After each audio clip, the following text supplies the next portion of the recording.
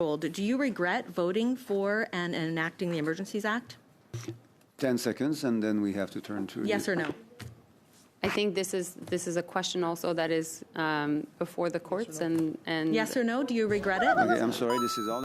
Gang, what's up? Aaron here, Canadian Looney. Get your Canadian federal politics right here. Everyone has an opinion about Canadian federal politics. We're going to kick off this video with Industry Minister Mélanie Joly saying that she doesn't regret her decision to invoke the Emergencies Act. She voted for that, yeah.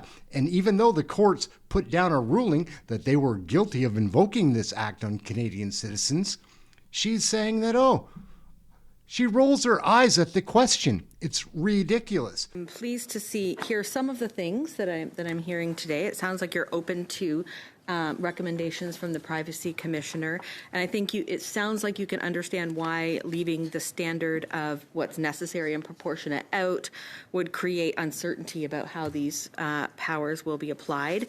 You mentioned that you left. I'm saddened to hear that you left them out because you said you inherited the bill, so it's almost like you just sort of rubber stamped it without looking at what that would have meant. I would have liked to see that not have to be part of the amendment process, but we certainly are happy to hear that you are open and that your government is open to those amendments.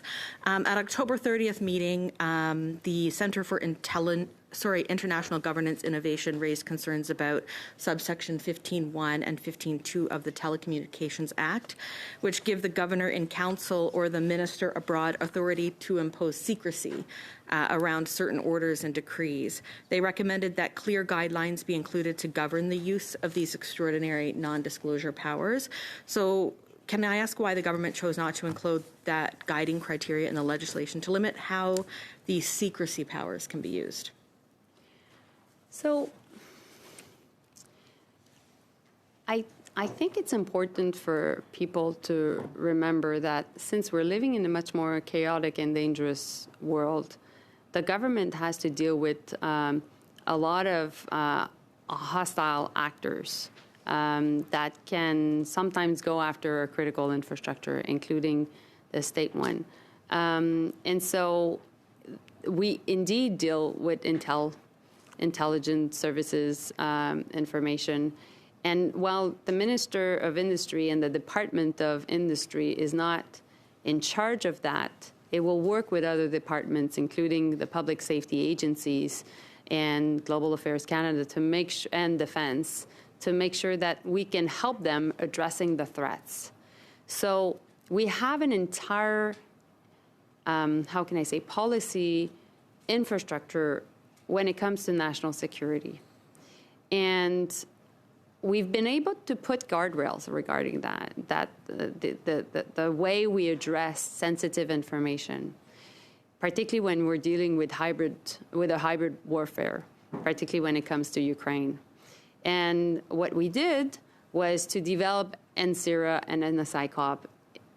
And that's why I think in the first part of the bill years ago when it was first presented, it wasn't there, and there was great work that was done by parliamentarians to make sure that it would be there.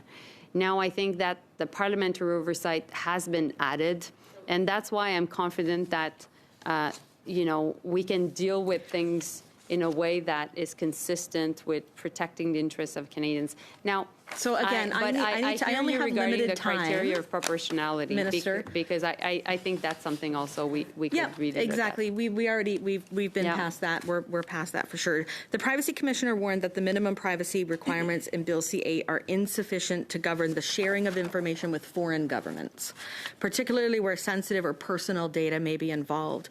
So, given those concerns, what specific limits does Bill C-8 place on the sharing of Canadians' information with foreign governments or entities? And I ask that with the backdrop of during the election, the Prime Minister publicly stated that China is the biggest security threat to Canada.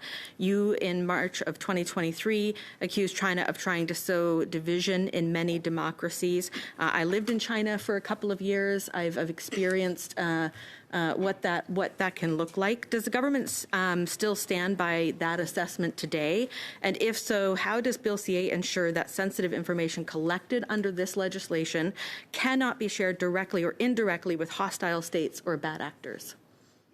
Because we don't have Microphone, Madame la Ministre.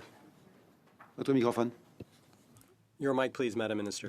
I think we can't look at this Bill C8 in silo. We have to look at it with all the other legislation that is linked to public safety and national security and all the agreements we have with states around the world. Okay, so And so we only have agreements on intelligence with our allies. And that's how the government of Canada operates and protects Canada's interests in a very complicated geopolitical world.